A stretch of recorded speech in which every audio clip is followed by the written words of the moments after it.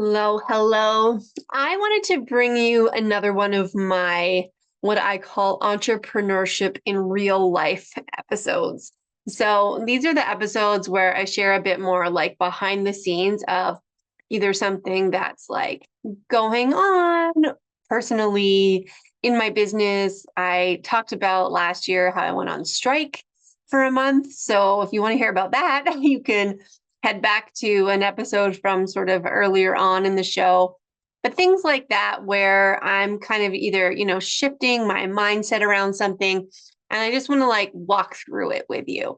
Because one of the reasons that I created this podcast was to really create an outlet and a space to have conversations about the challenging side of entrepreneurship as well, particularly, as a parent and how we're actually navigating this. Because I think it's really important to see the raw behind the scenes from people, because so much of what we see online these days is such a highlight reel that is not reality. So this was interesting because it's not based on something that I feel like I'm struggling with right now. It's more about something that I'm really focused on shifting for myself.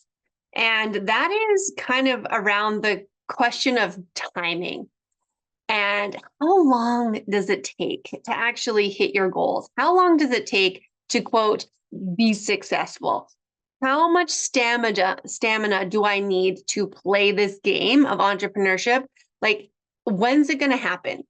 Right. And so, really, like, this is all couched in the idea of patience and how much patience do we actually need in order to get where we want to go with our businesses. And I remember at the beginning, for sure, like the first couple of years of my business, I was just like, I wish someone could just tell me, like, how long is it going to take to get to where I'm trying to go? Right. Because we know that there's no such thing as an overnight success. And that's not the expectation coming in. But like, can I please have some kind of reference for how long I might be at this? If you are a marathon runner, you know that you're going to go at a slow pace, but you still know where the finish line is. Like, where is the freaking finish line in business? And the reality is it's not even there, because you're just constantly evolving into something new, figuring out something that works, letting go of things that don't work. All of that stuff is just always happening, running in the background. And for me, I am a very ambitious, goal setting person. I really want to make my goals happen. I want to hit those financial targets. I want to see that quote again. I'm always going to say quote success, because as you know, I think it's really important that we all define success for ourselves individually and know what that looks like for us, because that's truly one of the strategies that's going to help you to navigate through this and to not be frustrated, because I have felt all of that frustration so many times over the course of what's coming up on 7 years in being a business owner. And it's because there's been lots of shifts and changes and things that are sort of more unexpected, that I've dealt with. And then that's what's going to happen, because you'll come up with new ideas, or you'll want to try a new program, or you want to launch something, or you're going to get rejected or turned down from something that you applied for or wanted to be part of. All of those things are going to happen. But one thing that I've been focusing on, and this is what I really want to share with you, my word of the year for 2024, I always do set one. I just kind of let it come to me when it comes. But this year, my word is allow. And it has many meanings. It means allow things, allow myself to like explore what's exciting, to follow ideas that I have, to also allow myself to let go of my need to control the outcome.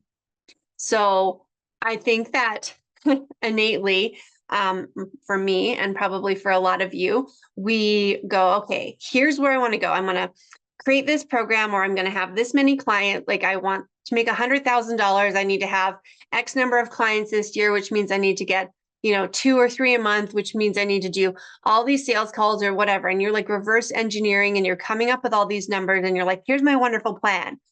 And then it's like, but somebody then comes out of the blue and says, hey, would you be able to help me with XYZ? And you're like, well, I don't have like a package on the shelf for that.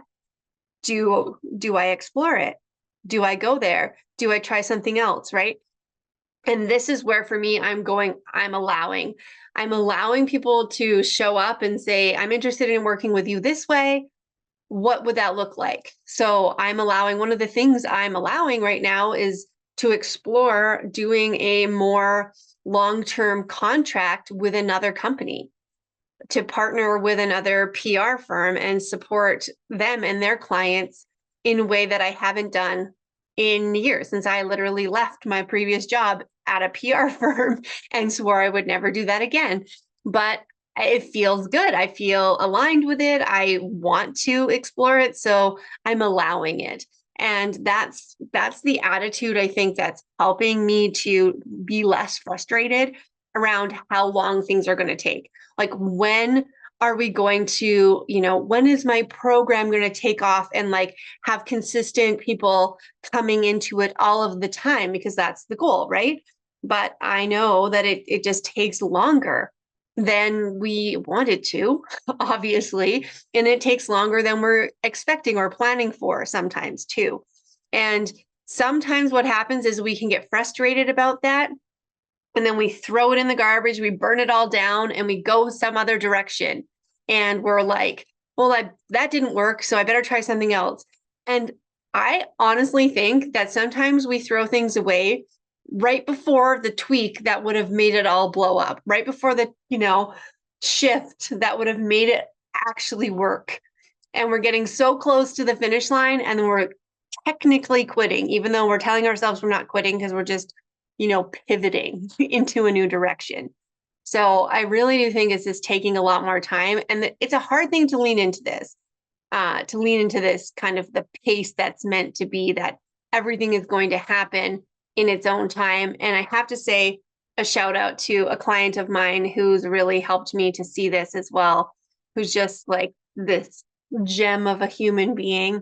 And she talks about this in terms of that this is really a change in a paradigm, right? Because we're conditioned to be ambitious, to set goals, to like want to do XYZ by the time we hit, age whatever. The other day I was doing kind of a recap introduction post on social media and talking about how I was focused on checking off all the boxes. And, culturally, societally in life, we kind of know what those are, or at least there's some that are out there for us to choose from. And for me, it was like, yes, I want a degree. Yes, I want a career. Yes, I want to get married. Yes, I want to own a home. Yes, I need a dog and 2 children.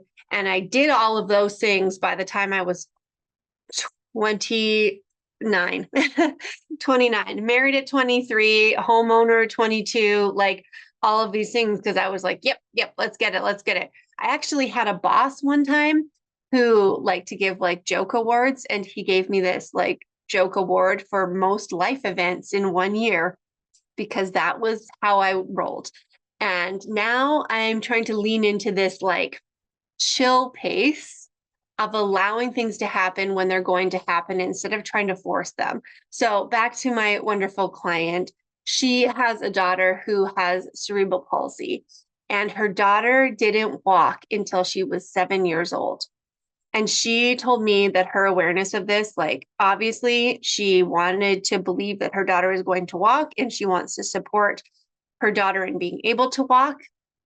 But if she didn't let go of the timeline, then she would have just been frustrated and not able to enjoy anything probably until that happened. And imagine the life of just being frustrated and wishing you could do something and focusing on sort of the negative, really is what that is, for that long.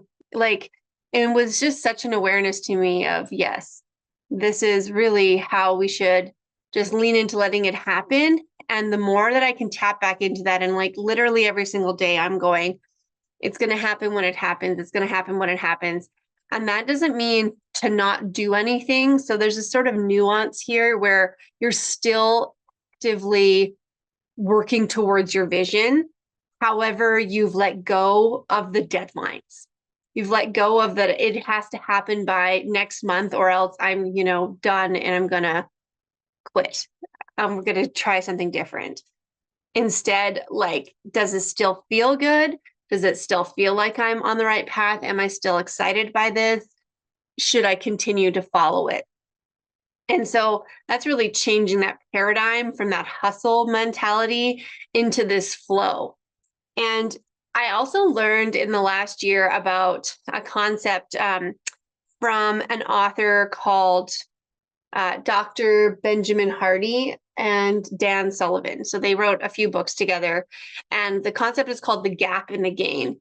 And really, the idea is that you can look at everything from two viewpoints. You can look forward and see the gap as to where you are not there yet, where you haven't hit your goals, where things haven't happened the way that you want. And if you focus on that gap, you're always going to feel behind. You're always going to feel like you haven't accomplished anything, that you're not there, and you're going to be having this really negative mental talk that can really damage your ability to move forward.